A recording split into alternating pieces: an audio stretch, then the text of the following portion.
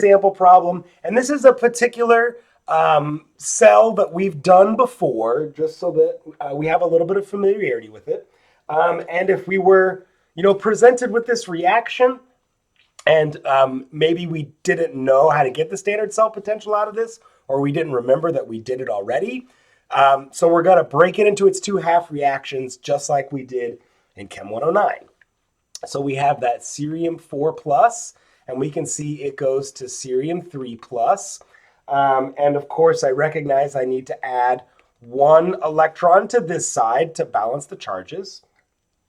And then now I can write tin 2 plus, and that goes to tin 4 plus, and I need to add 2 electrons to this side.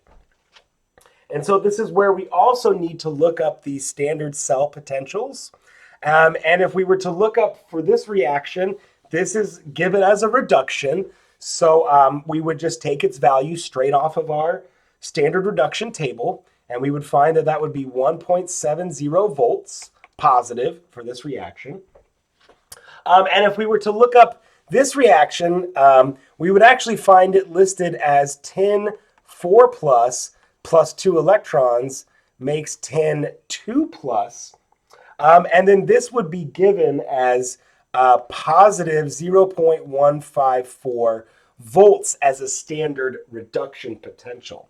So they already gave us the order that the reactions should be in, but hopefully it makes sense why we want to turn this one into the anode or an oxidation, because if I were to try to flip this 1.7 reaction, it would be too negative.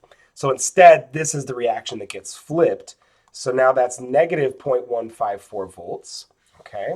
And certainly when I recombine those, I know that that's going to be, let's see here, 1.7 minus 0.154 equals, so that's my standard cell potential, 1.546 volts positive. But now I have to work out how many moles of electrons are being transferred. And so I can see that's 2 for the tin reaction.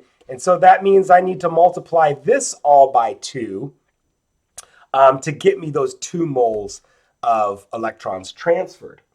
And of course, we know when we do that, when we combine now these two halves with the appropriate balancing coefficients, then really it looks something like this, okay, with 2 ceriums on each side and 1 tin on each side. But now we recognize that number of moles of electrons transferred was 2. Okay, so my formula is very, very similar to what I did for the work calculation. Negative N times F times E cell. So now that's just simply going to be negative 2 times 96,485 times 1.546. So I dropped all the units there because we recognize this is going to give me units of joules. Okay. And so let's put that calculation together. So I've already got that in the calculator. So times 2 and then times Faraday's constant, 96,485.